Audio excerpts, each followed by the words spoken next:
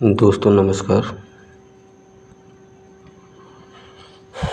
स्वागत है आपका हमारे YouTube चैनल आपके YouTube channel Shri Sai academy में आपका स्वागत है। दोस्तों आज हम क्लास 12th का फर्स्ट लेक्चर लेकर आया हूँ। Chapter number 2 inverse trigonometry function. Dear student, आज मैं इस पूरे टॉपिक में सभी कॉन्सेप्ट की बात करूंगा। इनवर्स ट्रिग्नोमेट्री फंक्शन होता क्या है इसके बारे में बात करूंगा, और इसमें जो भी फॉर्मूले और जो भी कॉन्सेप्ट यूज होते हैं उन सभी के बारे में डिटेल में बात होगी। और यकीन मानिए चैप्टर बहुत ईजी है, अगर कॉन्सेप्ट समझ लिया तो चैप्टर पूरा क्लियर हो जाएगा। तो देखिए, जैसे कि चैप्टर का नाम है इनवर्स ट्रिग्नोमेट्री फंक्शन। तो ट्रिग्नोमेट्री फंक्शन आप जानते हैं, जैसे मान लो सपोज मैं बोलूँ कि sine theta, cos theta, tan theta, cot theta,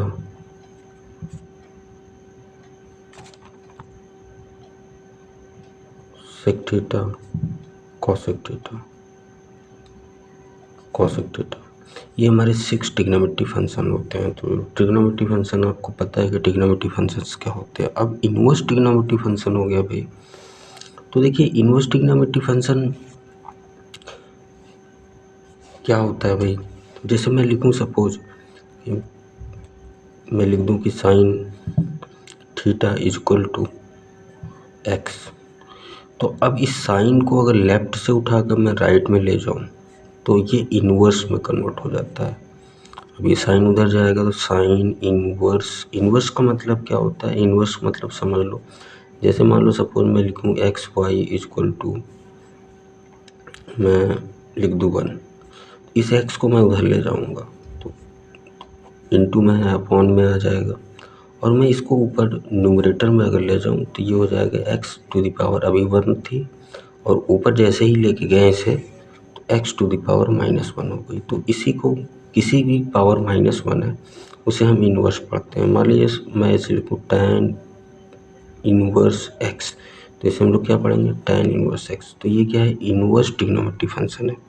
कैसे आता है? मान लीजिए कि मैंने लिखा sine theta is equal to x. अब थीटा की वैल्यू इसमें कैलकुलेट करना है तो साइन को उस तरफ ले जाना पड़ेगा। तो sine theta is equal to उस तरफ जाएगा साइन, तो इन्वर्स में कन्वर्ट हो जाता है। इधर एक्स था तो एक्स इसका एंगल हो जाएगा। तो इसे हम लोग इन्वर्स किसी भी ट्रिग्नोमेट्री फंक्शन को इस तरह हम लोग इन्वर्स ट्रिग्नोमेट्री फंक्शन में कन्वर्ट करते हैं। मान लीजिए सपोज मैं लिखूँ cos theta is equal to, कुछ भी लिख दो, वाई लिख दिया मैंने सपोज। अब थीटा कैलकुलेट करना है, यहाँ पर थीटा कैलकुलेट करना है तो कॉस एक्स को उस तरफ लेके जाएंगे लेफ्ट से राइट में, तो कॉस इनवर्स वाई हो जाएगा। आ रही बात समझ में? तो इस तरह किसी भी ट्रिग्नोमेट्री फंक्शन को हम लोग इनवर्स ट्रिग्नोमेट्री फंक्शन में कन्वर्ट कर लेते हैं। हालांकि इसका एक ग्राफ वाला भी पोर्शन है कि साइन एक्स का ग्राफ कैसे बनता है, फिर वही साइन एक्स का ग्राफ साइन इनवर्स में कैसे कन्वर्ट हो जाता है, इस पर हम एक लेक्चर लेके आएंगे ब्रीफ में। अभी फ़िलहाल इतना समझते हैं कि कोई भी ट्रिग्नोमेट्री फंक्शन इन्वर्स कैसे हो जाता है। जैसे मान लिया मैंने लिखा tan theta is equal to x, तो टैन को उस तरफ लेके जाएंगे तो टैन उधर जाएगा, लेफ्ट हैंड साइड में जाएगा तो टैन इन्वर्स एक्स हो जाएगा। ये जो एक्स है इस टैन का इन्वर्स में एंगल हो जाएगा। हमारी बात समझ में? इतनी बात क्लियर हो रही होगी कि कोई भी trigonometry function inverse trigonometry function कैसे हो जाता है। लेट सपोज मैंने लिखा cot theta is equal to x, cot theta is equal to x, then theta is equal to, then theta is equal to cot inverse x. बात समझ में आ रही? कुछ एक तरफ से दूसरी तरफ लेके जाएंगे तो ये इनवर्स में कन्वर्ट हो जाता है। तो इस तरह हम लोग किसी भी ट्रिग्नोमेट्री फंक्शन को हम लोग इनवर्स ट्रिग्नोमेट्री फंक्शन में कन्वर्ट कर लेते हैं। अच्छा, हमारे पास कितने इनवर्स ट्रिग्नोमेट्री फंक्शन होते हैं?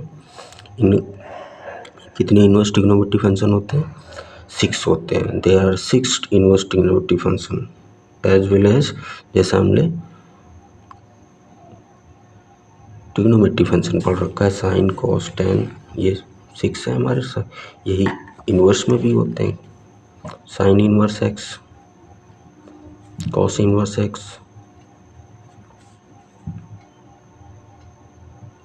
Ten inverse x, sec inverse x, cot inverse x,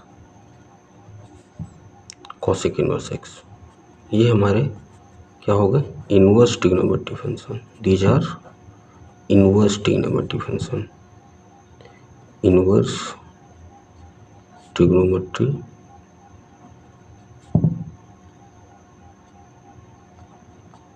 function.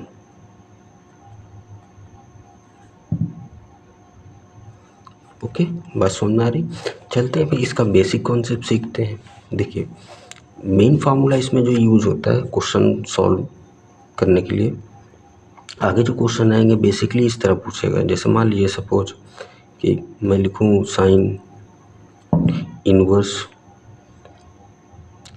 1/2, तो साइन इनवर्स 1/2 इस तरह पूछ सकता है आपसे क्वेश्चन, है ना।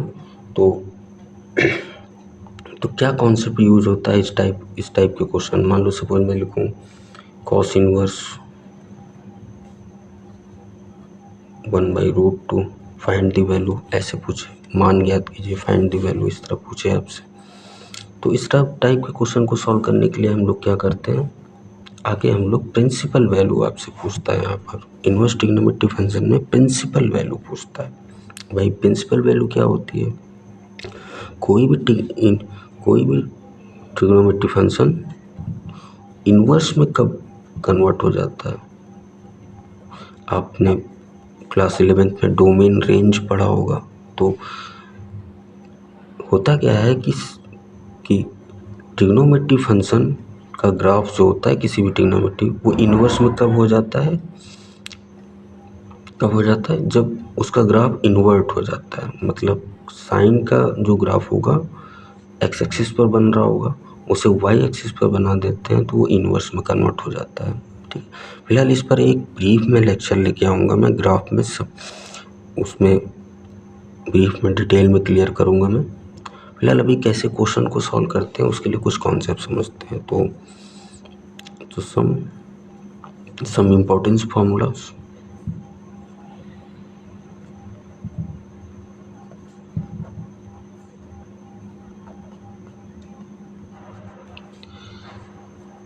क्या है सबसे पहला फार्मूला, मान लीजिए कहीं इस तरह आता है साइन इनवर्स साइन एक्स, या और इस तरह लिखा हो बाहर साइन हो अंदर साइन इनवर्स हो। तो होता क्या है कि साइन इनवर्स से साइन कैंसिल हो जाता है, यहाँ जो एंगल होता है वही आता है। ठीक है, साइन इनवर्स से साइन कैंसिल हो गया, क्या बचा एक्स बचा। ठीक है, इसी तरह मान लो फॉर एग्जांपल मैं लिखूं साइन इनवर्स साइन π/3, तो साइन इनवर्स से साइन कैंसिल हो जाएगा, क्या बचेगा, जो एंगल होगा यहाँ पर वो बच जाएगा। कोई आपसे बोले कि find the value sine inverse sine π/3, तो हम लोग क्या काम करेंगे, साइन इनवर्स से साइन कैंसिल हो जाएगा। ये इसकी प्रिंसिपल वैल्यू है। ठीक है, प्रिंसिपल वैल्यू क्या होती है आगे हम और डिटेल में बात करेंगे। हमेशा आपसे यही पूछेगा find the principal value. Okay, तो पहला कॉन्सेप्ट हमारा ये हो गया। देन सेकंड में क्या है, सेकंड में इसी तरह कॉस में भी हो सकता है कि कहीं आ जाए आपको कॉस इनवर्स कॉस एक्स या कॉस थीटा कॉस एक्स, कुछ भी हो सकता है। तो कॉस इनवर्स से कॉस कैंसिल हो जाता है, यहाँ जो एंगल बचता है, एंगल जो रहता है वही बचता है, एक्स हो गया। मान लो एक एग्जांपल लेते हैं, जैसे मैं लिखूं कि कॉस, भाई देखो अच्छा देखो, ये बाहर हो सकता है ये अंदर हो सकता है, मतलब कॉस इनवर्स एक्स भी हो सकता है, इस तरह है तो भी कैंसिल आउट हो जाता है, तो भी क्या आता है, एक्स ही आता है। आरी बात समझ में। तो सेकंड फार्मूला ये हो गया। ये जहाँ भी ये पूरे चैप्टर में ये कॉन्सेप्ट यूज होने वाला है, तो इसे ध्यान से समझिएगा। मान लीजिए सपोज थर्ड कॉन्सेप्ट क्या है, इसी तरह भाई कॉस में हो गया, साइन में हो गया, साइन में हो गया, कॉस में हो गया, तो टैन में भी होगा। मान लीजिए टैन इनवर्स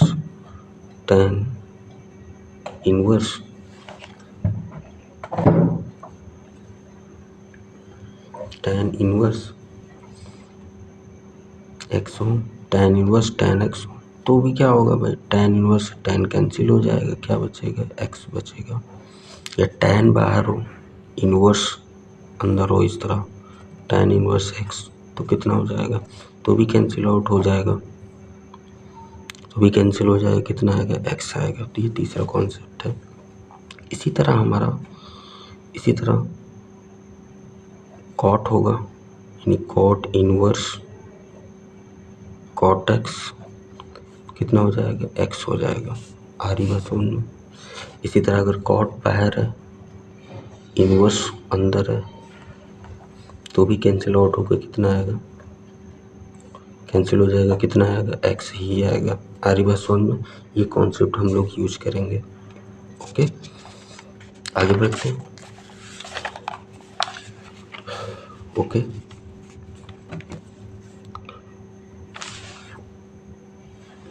अब इसी तरह फिफ्थ हमारा सेक में हो सकता है भाई, ऐसे हो सकता है,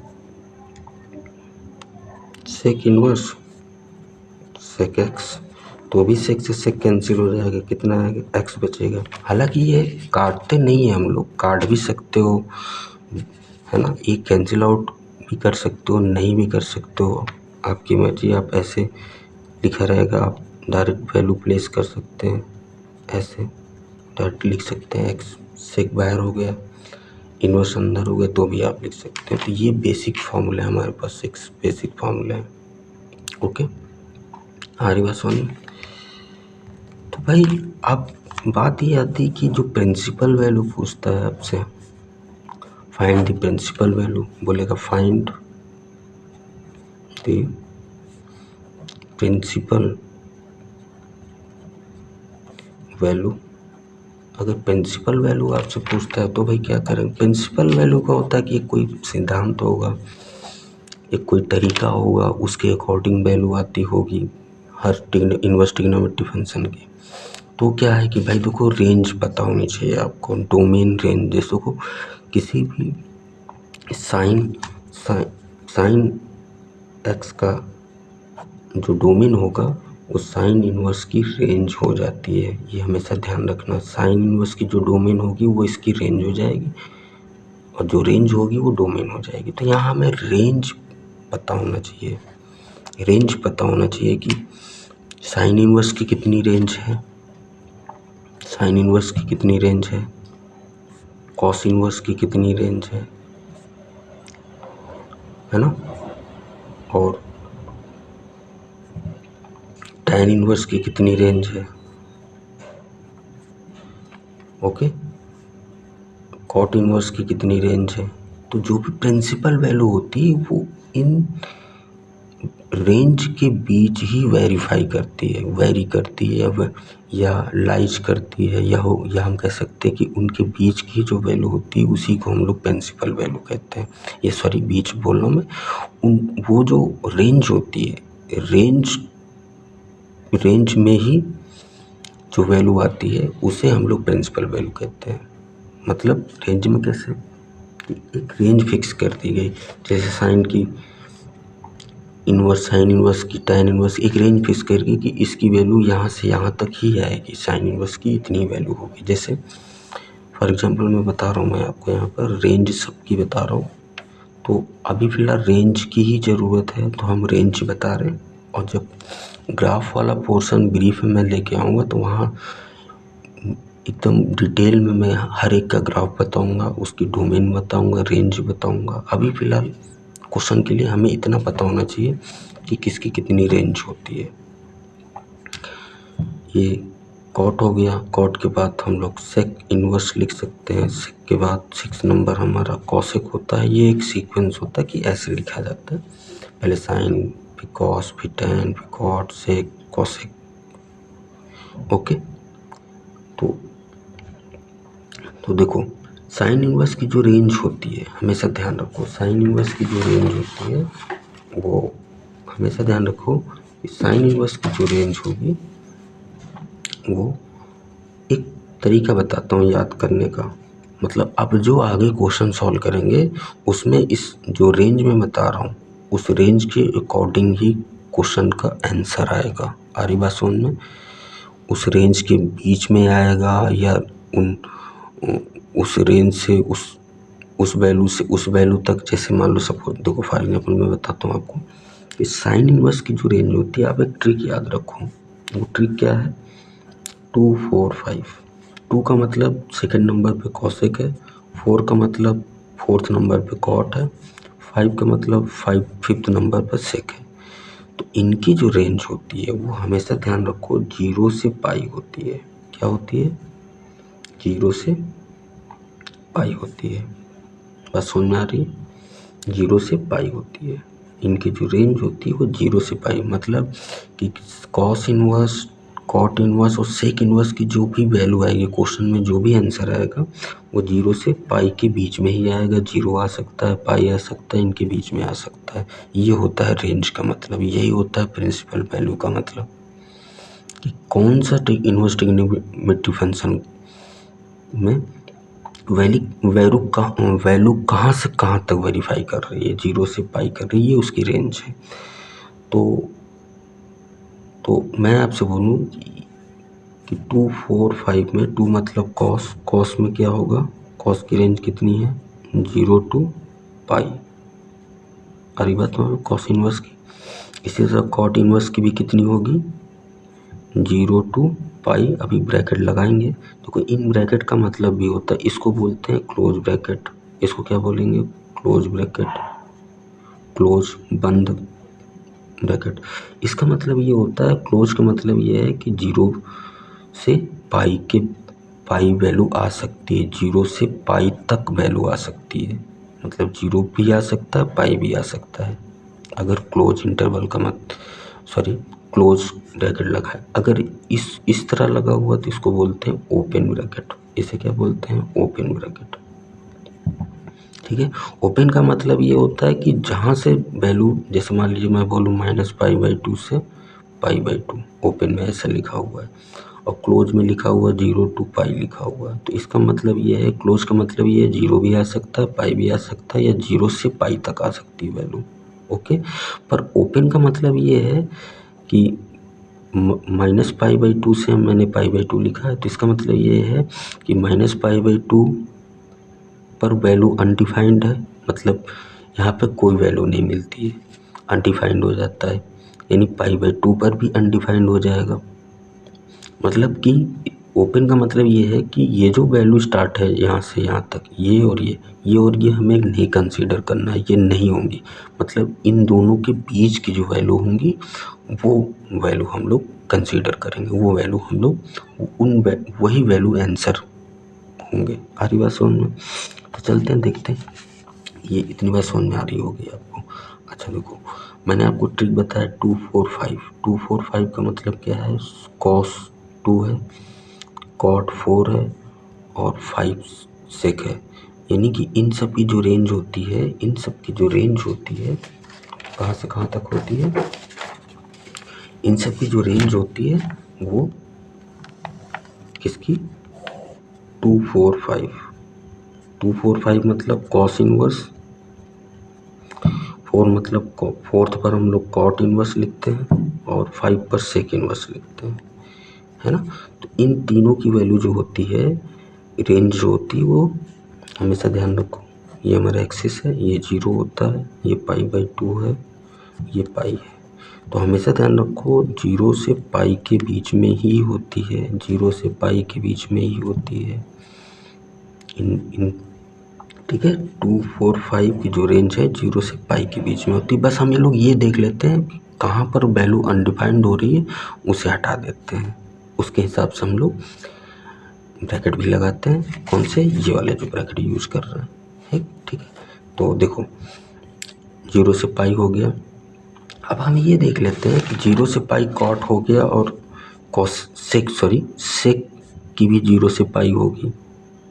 अभी मैंने बताया सेक की भी 0 से पाई होगी। अब हम ये देख लेते हैं यार, इन जो ये जो 3 वैल्यू हमने 2, 4, 5 की लिखी है, ये कहाँ कहाँ पर अनडिफाइंड है, इस पे कौन सा ब्रैकेट लगेगा बताते हैं अभी। देखो यहाँ पर देखो हम लोगों ने कॉस की लिखी है, ठीक है, 0 to पाई। तो हमें ये चेक करना है कि 0 से पाई पर देखो कॉस 0 1 होता है, ठीक है, मतलब कोई ना कोई वैल्यू आ रही, अनडिफाइंड नहीं हो रहा है, यानी कि इसको हम लोग आंसर ये आ सकता है, ठीक है। इसीलिए देखो ये क्लोज ब्रैकेट लगाया गया है। तो पाई पर देख लो भाई, पाई मतलब 180 होता है, ये पाई है, ठीक है। तो कॉस पाई की वैल्यू देखो जरा, कॉस पाई की वैल्यू -1 आ रही है, यानी कि कोई वैल्यू आ रही है, यानी डिफाइंड है। इस तरह अनडिफाइंड नहीं है, इस तरह अनडिफाइंड नहीं हो रहा है। अनडिफाइंड है तो हटा देते हैं, देखो। तो इसलिए यहाँ पर क्लोज ब्रैकेट लगा है, मतलब 0 से पाई के बीच में वैल्यू आ सकती है, 0 से पाई तक वैल्यू आ सकती है, बीच नहीं, 0 से पाई तक आ सकती है। इसी तरह देखो कॉट में चेक करो भाई, कॉट में कौन सा ब्रैकेट लगेगा। अगर ये दोनों वैल्यू कंसीडर करेंगे आंसर में, चेक कर लेते हैं कॉट 0 पर और कॉट पाई पर क्या है। अगर इन दोनों पे अनडिफाइंड हो रहा तो ये वाला ब्रैकेट लगेगा, ओपन वाला, मतलब ये दोनों वैल्यू नहीं होंगी, इनके बीच की वैल्यू आएंगी। बात समझ में आ रही है? देखो और चेक करते हैं, देखो कौन सा कॉट चेक कर रहे हैं हम लोग। कॉट में 0 पे देखो अनडिफाइंड है, 0 पे अनडिफाइंड है, इसका मतलब ब्रैकेट ये वाला लगेगा इधर, तो ठीक है उधर।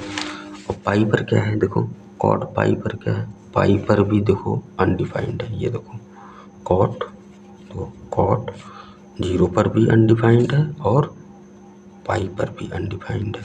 इसका मतलब कि हम कौन सा ब्रैकेट लगाएंगे, ओपन वाला। अगर डिफाइंड होती, कोई वैल्यू आ रही होती तो क्लोज वाला ब्रैकेट लगाते। बात समझ में आ रही हो?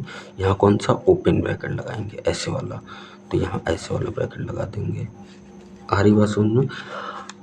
बोलो ठीक, ओके। अब बच रहे 3, 2, 4, 5 वाले हो गए। अब बच रहे साइन, तो हमेशा ध्यान रखो जो आगे 3 है, मतलब 3 आगे कौन से बच रहे हैं, साइन इनवर्स एक्स, ठीक है, tan इनवर्स एक्स, ठीक है, और sec inverse x, sorry cosec inverse x.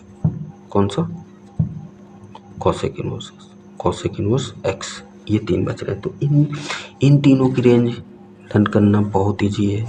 इसका बता ही दिया कि भैया 2, 4, 5 याद रखो, 0 से पाई, 0 से पाई होगी, हमेशा ध्यान रखो। 0 पर अगर अनडिफाइंड है, 0 पर भी कोई वैल्यू आ रही है, पाई पर भी कोई वैल्यू आ रही है, तो ये वाला ब्रैकेट लगाएंगे, ओपन सॉरी क्लोज वाला। क्लोज का क्या मतलब बताया मैंने? क्लोज का मतलब ये बताया कि भैया 0 से पाई के बीच वैल्यू, सॉरी 0 से पाई तक वैल्यू आ सकती है, यानी 0 भी आ सकता है, पाई भी आ सकता है, या इनके बीच की भी वैल्यू, सभी वैल्यू आएंगे 0 से पाई तक, इसलिए क्लोज हो गया, ठीक है। ओपन कब लगता है भाई? ओपन जब ये भी, इस पर भी अनडिफाइंड हो रहा है, इस पर भी अनडिफाइंड हो रहा है, तो हम लोग ओपन ब्रैकेट लगा देते हैं।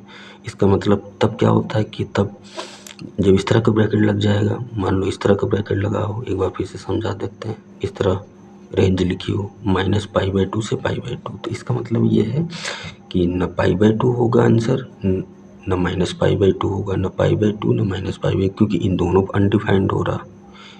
मतलब तब क्या होगा, तब इन दोनों के बीच की वैल्यू आएंगी, तब इन दोनों के बीच की वैल्यू आएंगी, तब ये वाला ओपन वाला ब्रैकेट लगेगा। बात समझ में आ रही होगी? ओके ठीक है। तो देखो रेंज बताते हैं, sine inverse, tan inverse, cosec inverse, इनकी रेंज क्या होती है हमेशा ध्यान रखो। अगर ये हमें पता है 0 राइट साइड बढ़ते हैं तो ये π/2, ठीक है, ये पाई होती है। अगर इधर से इस तरफ हम लोग बढ़ते हैं नीचे नेगेटिव डायरेक्शन में, तो ये -π/2 हो जाती है।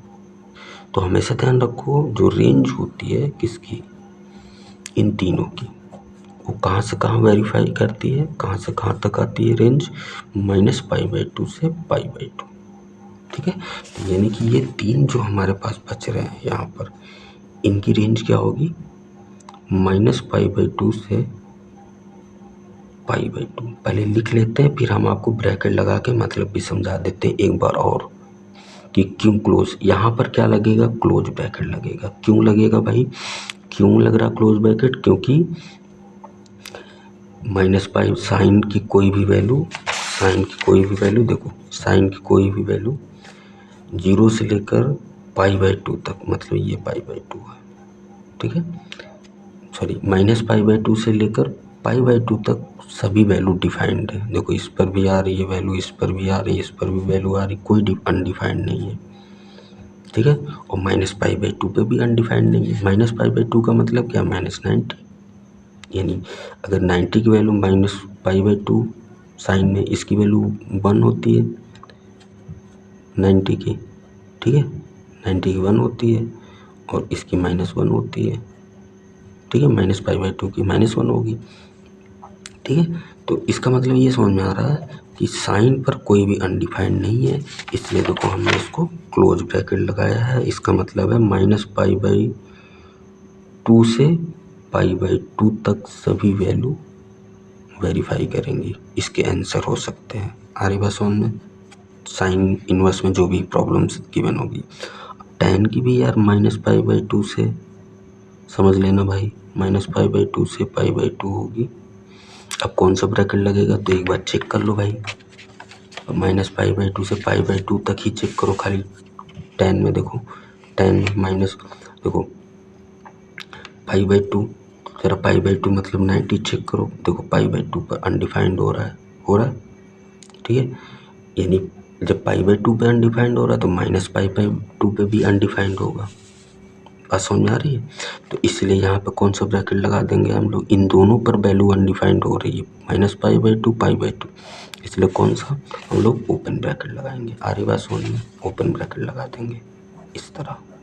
ओके, बात समझ में आ गई होगी, कब ओपन लग रहा, क्यों लग रहा, काहे लग रहा, काहे ओपन लग रहा, ठीक है, क्लोज क्यों नहीं लग रहा, क्लोज लग रहा तो क्यों क्लोज लग रहा, बात समझ में आ रही। तो कौशिक बच रहा, तो इसकी भी वैल्यू -π/2 सभी समझाया मैंने, अभी समझाया। देखो 1 वो 245 था, 245 था, तो इसका मतलब ये 136 होगा। तो 136 में -π/2 से π/2 रेंज होगी, -π/2 से π/2 रेंज होगी, ठीक है, -π/2 से π/2 होगी। अब चेक करो ब्रैकेट कौन सा लगेगा, ठीक है।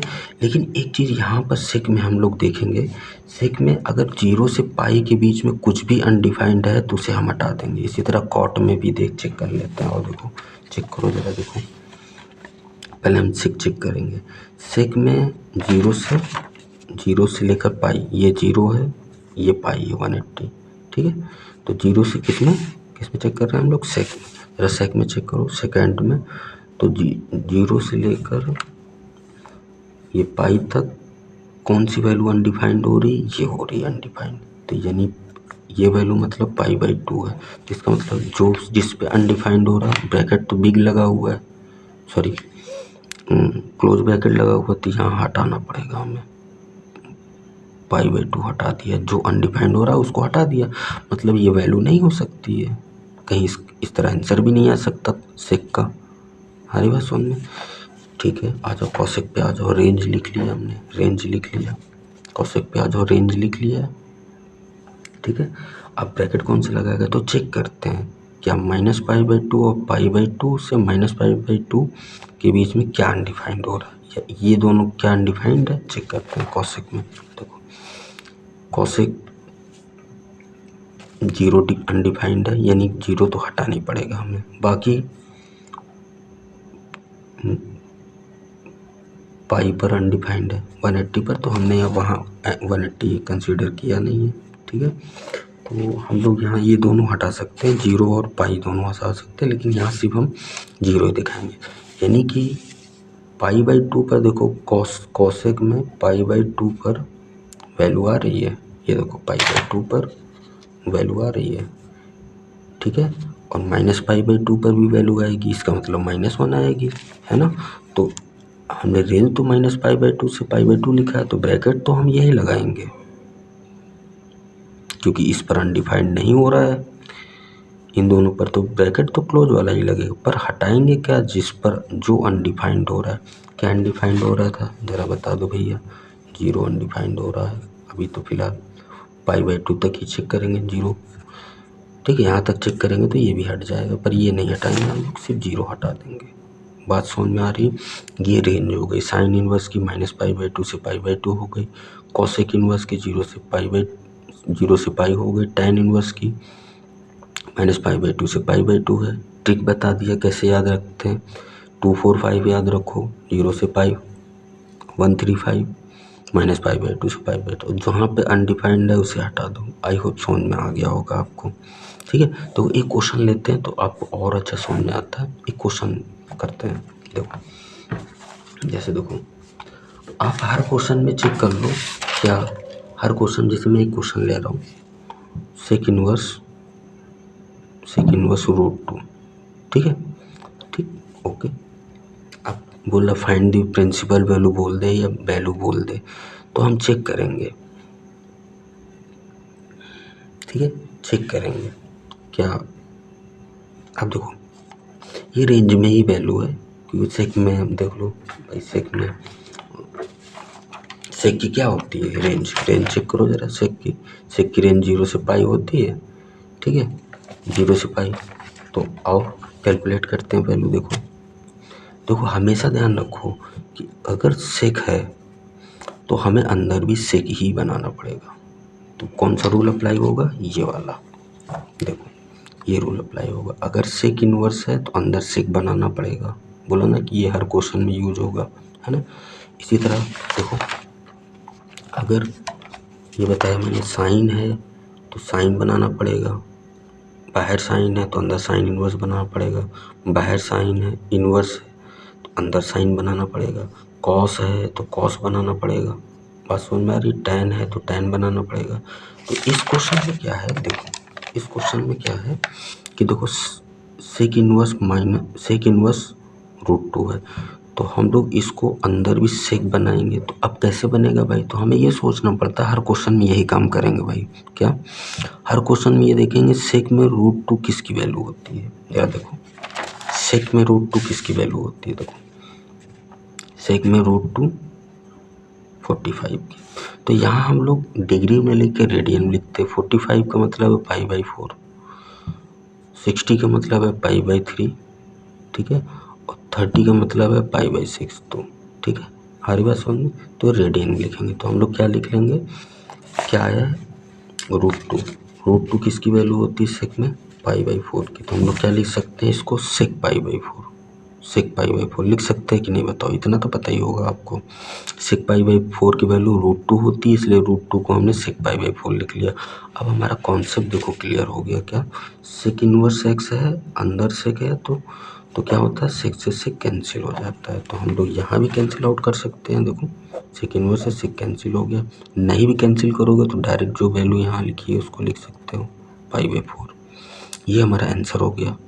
तो अब आप चेक कर सकते हो ये वैल्यू जो है सेक की रेंज में ही होगी। देखो रेंज और चेक कराते हैं आपको, देखो रेंज, देखो चेक करो, सेक की रेंज क्या होती है, π/2 को छोड़कर ये नहीं हो सकती वैल्यू, पर 0 से π तक हो सकती है, और बीच में π/2 आता है, ये अनडिफाइंड हो जाता है, इसलिए हटा दिया गया है। तो देखो π/4 क्या होता है भाई, 0 से π के बीच में ही तो आता है π/4, इसलिए प्रिंसिपल वैल्यू हो गई। आ रही बात समझ में, मतलब जो वैल्यू रेंज में ही आ रही है, एक सिद्धांत को फॉलो कर रही है, एक प्रिंसिपल को फॉलो कर रही है कि भैया हम जो भी वैल्यू देंगे, जो भी आउटपुट देंगे या जो भी आंसर दे आएगा वो रेंज में ही आएगा। बात समझ में आ रही। एक क्वेश्चन और लेते हैं, देखो मान लो सपोज एक क्वेश्चन और, मान लो सपोज क्वेश्चन है हमारे पास tan इनवर्स √3, बोल दे फाइंड द प्रिंसिपल वैल्यू। क्या पूछ ले, find the principal value, okay. तो फिर वही सोचने का जो मेथड है, तरीका है, वही सोचना है कि देखो tan इनवर्स है तो अंदर tan बनाना है। तो अब हम ये सोचेंगे यार कि tan में किसकी वैल्यू होती है, tan में √3, अगर आपको नहीं पता है तो देखो 10 में √3 किसकी वैल्यू होती है? √3 किसकी होती है? π/3 की, मतलब 60 की होती है। 60 मतलब π/3, रेडियन में लिखना है हमको। तो यहाँ हम लोग क्या लिख सकते हैं ज़रा बताओ? tan इनवर्स tan √3 को, अभी हमने बताया √3 को क्या लिख सकते हैं? π/3। 60 की वैल्यू होती है तो π/3 लिखा हमने। बात समझ में आ रही? अब हमारा बन गया क्या कि बाहर अगर tan इनवर्स है तो अंदर भी tan बना दिया, तो tan इनवर्स से tan कैंसिल हो जाएगा। कितनी वैल्यू आएगी? π/3 आएगी। बात समझ में आ रही है? अच्छा देखो, ये रेंज में होगी, रेंज से बाहर नहीं होगी। tan की क्या रेंज होती है? -π/2 से π/2। और देखो ये वाला ब्रैकेट लगा है, इसका मतलब कि -π/2 और π/2 नहीं हो सकता है। तो देखो नहीं हो सकता मतलब तो फिर क्या होगा? इन दोनों के बीच की जो वैल्यू होंगी, है ना, जैसे π/2 का मतलब 90 है, -90 से 90 के बीच में वैल्यू होनी चाहिए अगर डिग्री के अकॉर्डिंग देखें तो, है ना। तो देखो ये -90 से 90 के बीच में है। π/3 का क्या मतलब होता है भाई? पाई कितना होता है? 180 और /3, तो देखो कितना आ रहा है? 60 आ रहा, यानी -90 से 90 के बीच में वैल्यू आ रही, यानी कि ये क्या हो गई? प्रिंसिपल वैल्यू हो गई। Are you? That means the value is principal value. Okay, तो प्रिंसिपल वैल्यू का यही मतलब होता है। अच्छा, प्रिंसिपल रेंज में नहीं है तो हमें रेंज में लाना पड़ता है। ठीक है, मान लो एक क्वेश्चन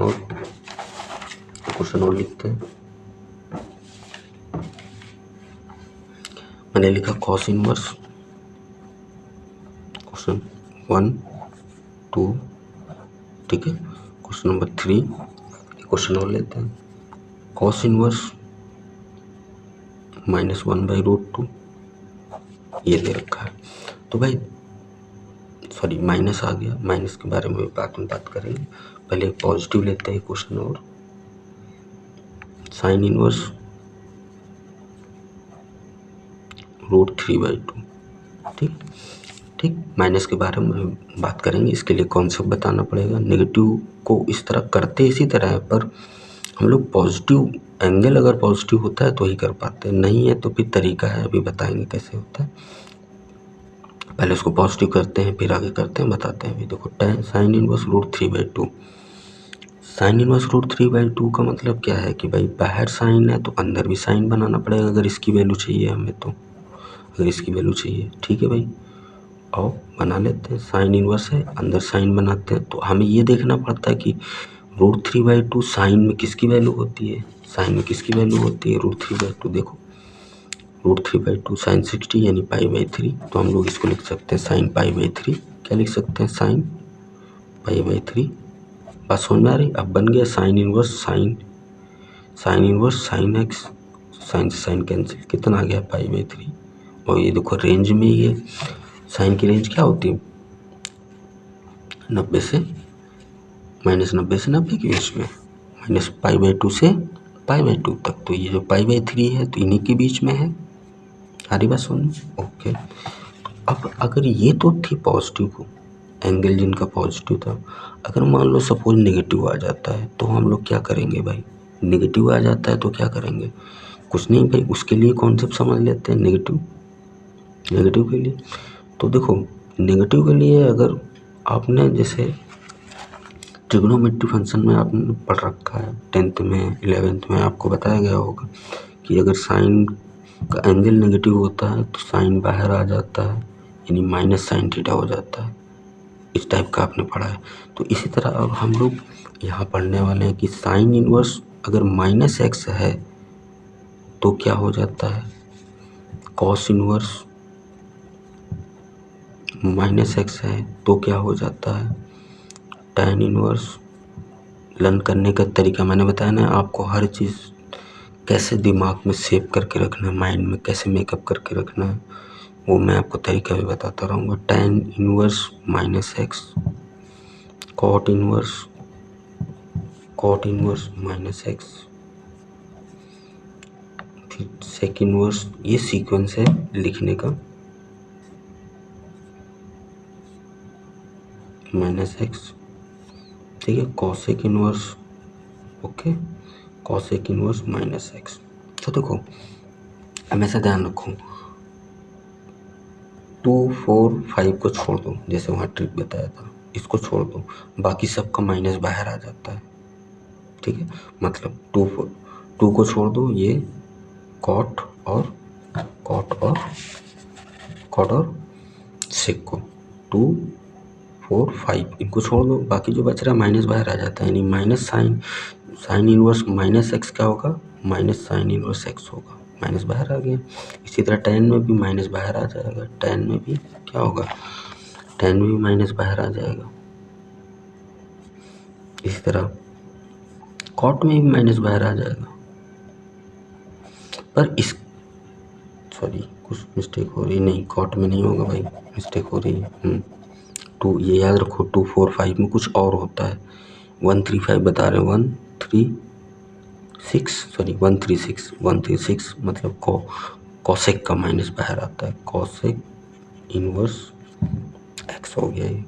अब बाकी जो 3 बच रहे हैं ये मतलब cos inverse x, cot inverse x और सेक इनवर्स एक्स, इनमें क्या होता है, पाई माइनस करके माइनस को बाहर करते हैं। देखो माइनस बाहर इस तरह होगा तो इसका, बट पहले पाई के साथ सब्ट्रैक्ट हो जाएगा, यानी pi minus cos inverse minus x. इसी तरह इसमें कॉट इनवर्स में, कॉट में भी पाई करेंगे माइनस करेंगे, माइनस बाहर लेके आएंगे, कॉट इनवर्स एक्स हो जाएगा। ठीक है, इसी तरह सेक में भी pi minus sec inverse x हो गया। बात समझ में आ रही। लर्न करने का तरीका क्या है, 2 4 5 में पाई माइनस करते हैं। देखो 2 4 पाई माइनस किया और 5 में भी पाई माइनस किया, और 1 3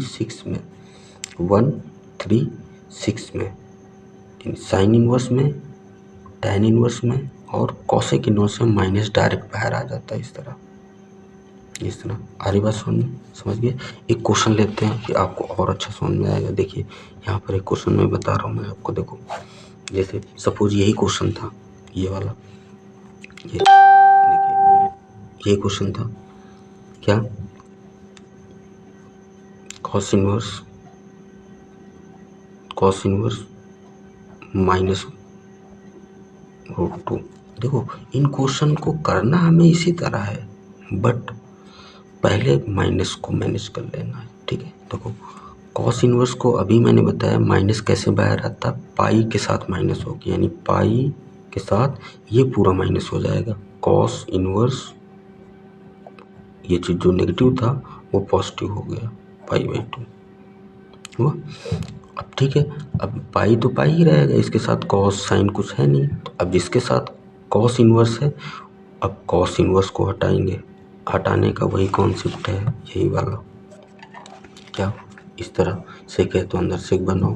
ठीक, और अगर कॉस इनवर्स है तो हम लोग कॉस बनाएंगे, अंदर कॉस बनाएंगे, तो ये सोचेंगे कि 1/2 कॉस में किसकी वैल्यू होती है। जरा देखो 1/2 ही है, 1/√2 है, सॉरी 1/√2 किसकी होती है, पाई/4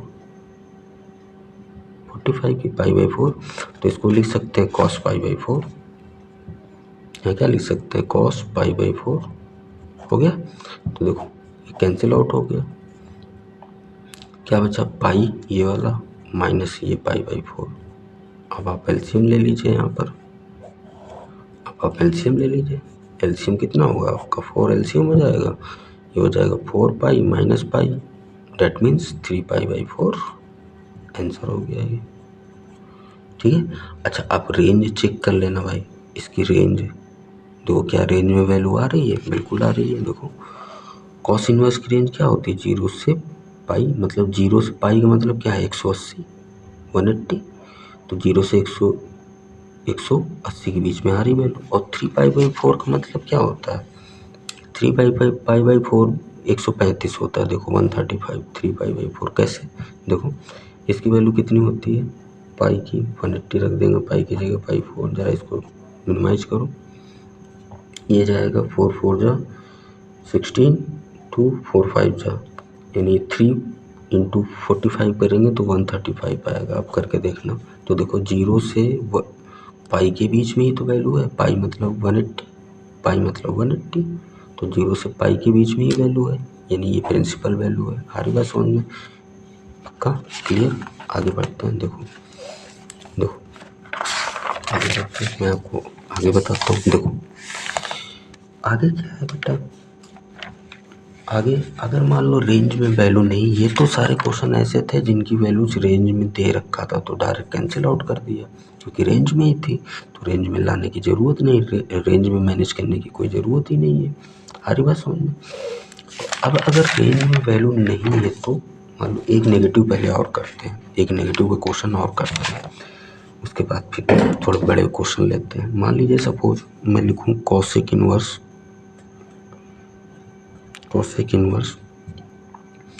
-1, ठीक है, ये लिखा हमने, ठीक, ओके।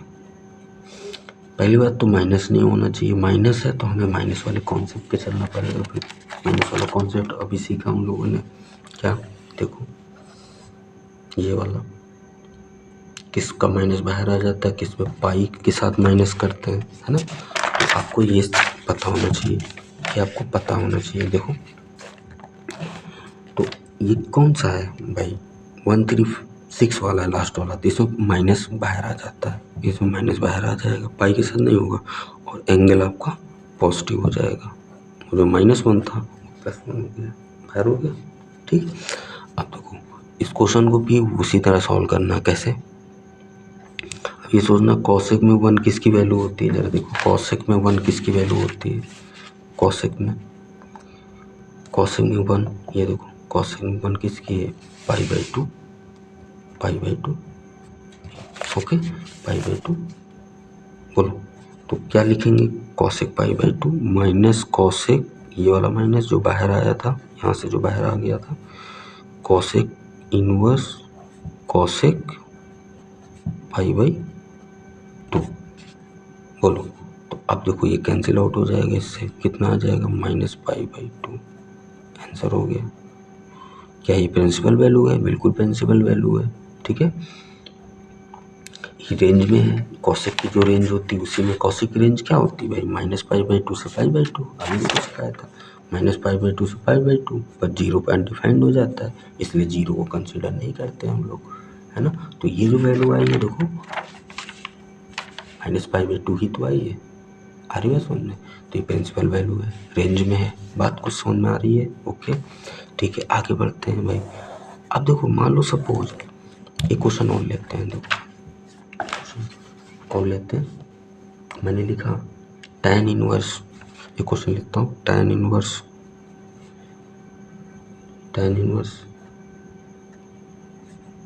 -1/√3, ठीक है। अब माइनस आ गया tan में माइनस आ गया, तो यार हमें पता होना चाहिए कि tan में जो माइनस होता है, tan का जो माइनस होता है वो बाहर आ जाता है, tan के साथ देखो, tan का जो माइनस होता है माइनस बाहर आ जाता है, ठीक है, ठीक बताया था। 2, 4, 5 में आपको पाई माइनस करना है, तो 2, 4, 5 का मतलब 2 मतलब कॉसेक, सॉरी 2 मतलब कॉस इनवर्स, 4 मतलब कॉट इनवर्स, 5 मतलब सेक इनवर्स, ये सीक्वेंस है उसका, इस तरह लिखा जाता है सीक्वेंस।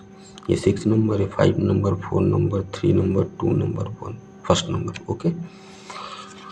तो पहले इसको हम लोग पॉजिटिव करेंगे भाई, और देखते हैं भाई पॉजिटिव करते हैं, करो भाई पॉजिटिव, यानी कि इसका माइनस जो है वो बाहर आ जाएगा, और अच्छी बात है भाई, माइनस बाहर आ गया, पॉजिटिव हो गया। जब तक पॉजिटिव नहीं करेंगे तब तक हम वैल्यू नहीं वहाँ इंसर्ट करेंगे। अब ये सोचेंगे, दूसरा स्टेप क्या है, सेकंड स्टेप में ये सोचेंगे कि 1/√3 tan में किसकी वैल्यू होती है, तो जरा देखो tan में 1/√3 किसकी वैल्यू होती है, tan 30 मतलब π/6 की होती है, अरे बस समझ में। देखो तो यहाँ लिख सकते हैं tan π/6, ओके, बात समझ में आ रही है, 1/√3 π/6।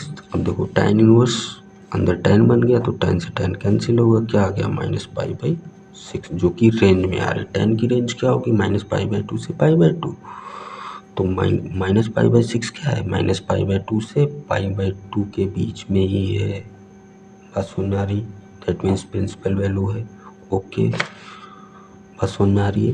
तो नेगेटिव, अगर एंगल नेगेटिव है तो कैसे क्वेश्चन सॉल्व कर पा रहे हैं हम लोग? क्या समझ में आ रहा आपको?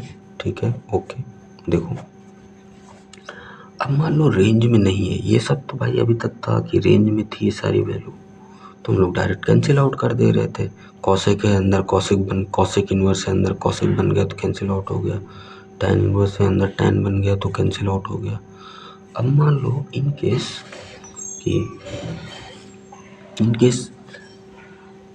सपोज कि क्वेश्चन कुछ इस तरह दिया हो जो रेंज में ना हो, जैसे मैं क्वेश्चन लिख रहा हूँ, इसमें लिख रहा हूँ साइन इनवर्स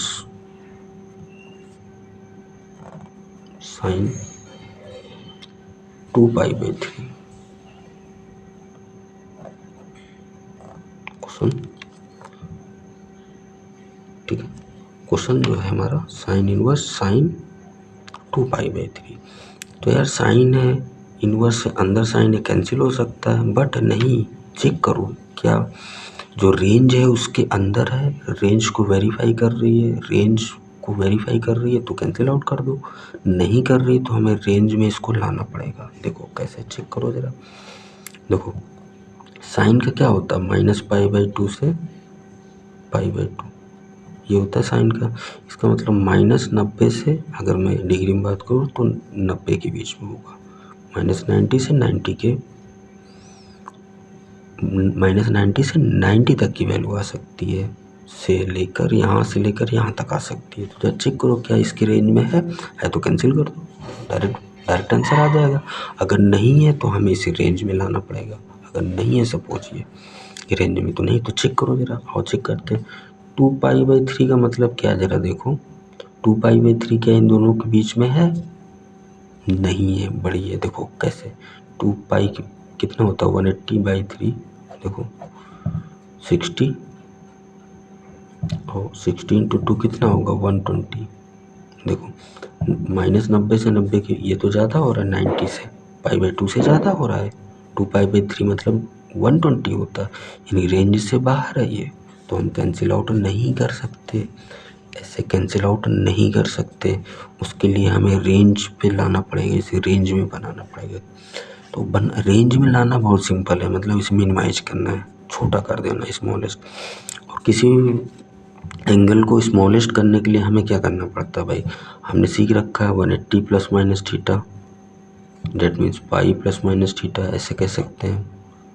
इस तरह छोटा बड़ा किया जा सकता है ना, किसी भी डिग्री को स्मॉलेस्ट किया जा सकता है। इसी तरह 90 ± थीटा हम लोग करते हैं, 270 ± थीटा हम लोगों ने सीख रखा है। जैसे फॉर एग्जांपल मैं आपसे बोलूँ कि साइन 90 + थीटा, यानी इसे कोई इस तरह लिख सकते हैं रेडियन में, साइन π/2 + थीटा, तो क्या होता है ये चेंज हो जाता है कॉस थीटा में। बस सिंबल चेक कर लो भाई, सिंबल चेक कर लो कि कौन किस क्वाड्रेंट में होता है। देखो बता देता हूँ मैं आपको, फर्स्ट क्वाड्रेंट में ऑल पॉजिटिव होते हैं, सेकंड में साइन, और साइन का अपोजिट कॉसेक, ये पॉजिटिव, बाकी सभी नेगेटिव। थर्ड में टैन और टैन का रेसिप्रोकल कॉट, ये दोनों पॉजिटिव, बाकी सभी नेगेटिव। इसी तरह फोर्थ में, ये फर्स्ट क्वाड्रेंट है, सेकंड है, पता होगा बेसिकली, आप 12th में पहुंच गए हो भाई, ये चीज़ें पता होगा, लेकिन फिर भी मैं आपको बता देता हूँ। तो फोर्थ में क्या होता है भाई, फोर्थ में कॉस और कॉस का रेसिप्रोकल सेक, ये दोनों पॉजिटिव हैं, बाकी सभी जो भी वैल्यू इन क्वाड्रेंट में लाइज करती है वो नेगेटिव होगी। हमारी बात सुन लो। तो भैया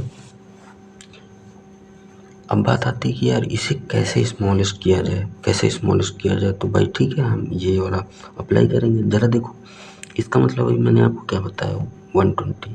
अच्छा वो बताओ 120 को हम लोग क्या ले सकते हैं, π-60, यानी ऐसे लिख सकते हैं, सॉरी ऐसे भी देख लो, इस तरह देख लो।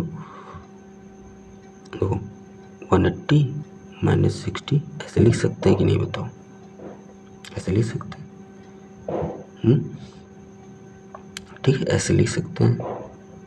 तो पाई को 180 को तो हम लोग पाई बोलते हैं, 60 को π/3 बोलते हैं।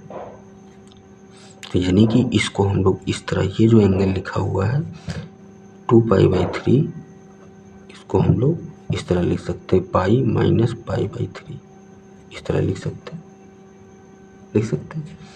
तो ये स्मॉलेस्ट हो जाएगा। हमेशा 180 के साथ करोगे तो प्रॉब्लम नहीं होगी, क्योंकि 180 वाला बदलता नहीं है। क्योंकि हमें कैंसिल करने के लिए साइन इनवर्स है तो अंदर साइन चाहिए। अब तुम 90 माइनस प्लस कर दोगे तो ये कॉस में चेंज हो जाएगा, है ना, फिर चेंज करना पड़ेगा। इससे अच्छा तो पाई के साथ माइनस कर लेते हैं। साइन इसको लिखेंगे पाई 2 पाई बाई 3, क्या लिखेंगे, पाई minus pi by 3, pi minus pi by 3। यहाँ बिग वाला ब्रैकेट यूज कर लेते हैं, यहाँ स्मॉल यूज कर लेते हैं, इसको क्लोज कर देते हैं, बस समझ में आ रही होगी। अब देखो साइन इनवर्स, अब पाई माइनस पाई बाई 3 मतलब 180 माइनस थीटा, 180 माइनस थीटा क्या होगा भाई, sine 180 minus theta sine theta, theta कितना है पाई बाई 3, देखो स्मॉलेस्ट हो गया, अभी इतना बड़ा था 120 था, अब पाई बाई 3 मतलब 60 हो गया, इतना छोटा कर दिया, 1 जस्ट हाफ हो गया ये, ठीक है। तो अब इसका वो भी चेक करना भाई, सिंबल जैसे चेंज हो चाहे ना हो, साइन ही रहा, लेकिन सिंबल जरूर चेंज होगा। देखो 1 ये 0 है, ये पाई बाई 2 है, ठीक है। ये क्या होता है, ये चीज़ें पता है आपको, ये पाई हो गया, तो पाई माइनस किया है सेकंड में है, माइनस किया सेकंड में है। सेकंड में देखो किसको चेंज कर रहे थे, साइन को। सेकंड में साइन ऑलरेडी पॉजिटिव होता है, इसलिए सिंबल नहीं चेंज हुआ, जैसे इसमें आ जाता तो माइनस हो जाता, ये चीज़ पता है आपको। तो देखो अब ये मिनिमाइज हो गया, स्मॉलेस्ट हो गया, अब रेंज में आ गया, कहने का मतलब देखो जो साइन इनवर्स का रेंज होता है ये वैल्यू उसी में आ गई, तभी हम कैंसिल करेंगे। देखो चेक कराते हैं आपको, रेंज चेक कराते हैं। देखो साइन इनवर्स की रेंज क्या होती है, माइनस पाई बाई 2 से पाई बाई 2, तो ये जो वैल्यू आई है पाई बाई 3, ये जो वैल्यू आई है पाई बाई 3, तो कितना है, माइनस पाई बाई 2 से पाई बाई 2 के बीच में तो है। माइनस पाई बाई 2 का मतलब क्या है, 90 माइनस, पाई बाई 2 का मतलब है ना, पाई बाई 2 का मतलब प्लस 90, तो ये 60 है, तो 60 इन दोनों के बीच में तो आ रहा है, यानी कि प्रिंसिपल वैल्यू आ गई, तो साइन इनवर्स से साइन कैंसिल हो गया, कितनी आ गई वैल्यू, पाई बाई 3। तो ये बोलेगा, इस क्वेश्चन में क्या बोलेगा, फाइंड द प्रिंसिपल वैल्यू। तो हमें ये चेक करना पड़ेगा भाई कि ये जो दिया है इस तरह, जैसे यहाँ रेंज में है तो हमने कैंसिल आउट कर लिया, नहीं रेंज में था, यहाँ पर 120 हो रहा था, 90 से ज़्यादा हो रहा है, रेंज कहाँ थी, केवल पाई माइनस पाई बाई 2 से पाई बाई 2 तक ही है, तो उससे ज़्यादा है तो हमें उसको रेंज में लाना पड़ेगा। यही है इन्वर्स का मतलब, यही होता है, यही एक प्रिंसिपल, एक पर्टिकुलर किसी प्रिंसिपल को फॉलो कर रहा है कि यहाँ से यहाँ तक की ही वैल्यू इन्वर्स होती है, किसी भी ट्रिग्नोमेट्री फंक्शन की वैल्यू इन्वर्स हो जाती है। बस समझ में आ रही, तो आंसर हमारा क्या हो गया, इतनी सी बात है। एक क्वेश्चन और लेते हैं जो मैंने लिखा, सपोज कॉस, क्वेश्चन और ले रहे हैं, cos inverse cos 4 pi by, cos 4 pi by 3, ठीक है। यहाँ ध्यान देने वाली बात ये है कि भैया कैंसिल तो हो जाएगा, पर 4 पाई बाई 3 चेक तो कर लो भाई, क्या है 4 पाई बाई 3 चेक तो करो, 4 पाई बाई 3 चेक तो करो, 4 पाई बाई 3 का मतलब कितना आ रहा, कॉस की रेंज क्या होती है, 0 से पाई भाई, 2 4 5 की क्या होती है, 2 क्या होता है भाई, 2 का मतलब कॉस इनवर्स एक्स ही तो है, तो इसकी रेंज क्या है, 0 से पाई, 0 से पाई चेक कर लो, यानी 0 से 180 तक वैल्यू आनी चाहिए, या इसके बीच में है, चेक करो क्या ये वही लिखी है, 0 से 180 के बीच की वैल्यू लिखी है, चेक करो जरा, पाई की जगह 180 पुट कर देंगे, बाई 3 है ये वाला, कैंसिल करो जरा, कितना आया 240 हो गया। देखो ज़्यादा है, 0 से 180 से ज़्यादा है भाई, तो इसको हम लोग मिनिमाइज करेंगे कैसे, 180 में प्लस कर देंगे 60, 240 हो गया, यानी इसको हम रेडियन में लिखेंगे पाई प्लस पाई बाई 3, ठीक है, बात समझ गए। अब यहाँ लिखेंगे कॉस इनवर्स इसको हम लोग चेंज करेंगे कैसे, कॉस क्या लिखेंगे, पाई प्लस पाई बाई 3। कैसे समझाया मैंने आपको कैसे। अब देखो पाई प्लस थीटा या पाई माइनस थीटा चेंज नहीं होता, कॉस कॉस ही रहेगा, पर सिंबल जरूर चेंज होता है। सिंबल जरूर चेक करेंगे भाई हम लोग। कितना हो जाएगा भाई, कॉस पाई बाई 3 हो गया, कॉस पाई बाई 3। ये ब्रैकेट इतना लगाने की ज़रूरत नहीं थी, सिंपली इसको ऐसे भी लिख सकते थे हम लोग, कॉस इनवर्स, ठीक है, एक ब्रैकेट लगाओ कॉस पाई बाई 3, ऐसे भी लिख सकते थे। नथिंग हम ये यहाँ पे इस वाले ब्रैकेट को हमने इसको पैक करने के लिए और इसको पैक करने के लिए छोटा, इसलिए डबल डबल लग गया। बात समझ में आ रही है। तो देखो अब रेंज में आ गई, पाई बाई 3 मतलब 60 होता है, 0 से 180 बीच की रेंज होती कॉस की। पहले इसका सिंबल चेक करो यार, पहले इसका सिंबल चेक करो, ठीक है, इसका यहाँ माइनस होगा कि प्लस, पाई प्लस किया है तो इसमें आ गए हैं थर्ड में। थर्ड में देखो कॉस नेगेटिव होता है तो यहाँ माइनस लग जाएगा। बात समझ आ रही है, यहाँ माइनस लग जाएगा। समझ गए क्यों माइनस है। अब माइनस आ गया यार, रेंज में तो वैल्यू आ गई, अभी काट भी नहीं सकते क्योंकि माइनस है। तो माइनस भी हटाना हम लोगों ने सीखा था, माइनस भी हटाना हम लोगों ने सीखा है। दिखाते हैं मैं आपको कहाँ, देखो cos inverse minus x, pi minus कर देते हैं। बात समझ में आ रही है, पाई माइनस कर देंगे, देखो पाई माइनस कर दो भाई, ठीक है। तो क्या लिखेंगे, पाई भाई कॉस इनवर्स एक्स, एक्स की जगह देखो इतना लिखा हुआ है, तो हम लोग पाई में यही पूरा तो माइनस करते हैं और ये पॉजिटिव हो जाता है, pi minus cos inverse cos pi by 3। बात समझ में आ रही। अब देखो ये माइनस हट गया और रेंज में भी ये वैल्यू कैंसिल कर दिया, कॉस इनवर्स को हटाया, कैंसिल आउट हो गया। क्या बचा यहाँ, पाई बचा, ठीक है, ये वाला माइनस और ये पाई बाई 3 हो गया। आ रही बात समझ में, पाई बाई 3 हो गया, ठीक है। जरा यहाँ सॉल्व करो इसको भाई, सॉल्व करो इसको, एलसीएम लो यहाँ पर, 3 एलसीएम हो जाएगा, कितना होगा 3 पाई, ठीक है, माइनस पाई, 3 पाई माइनस पाई, ठीक है, कितना आ जाएगा 2 पाई बाई 3 आंसर।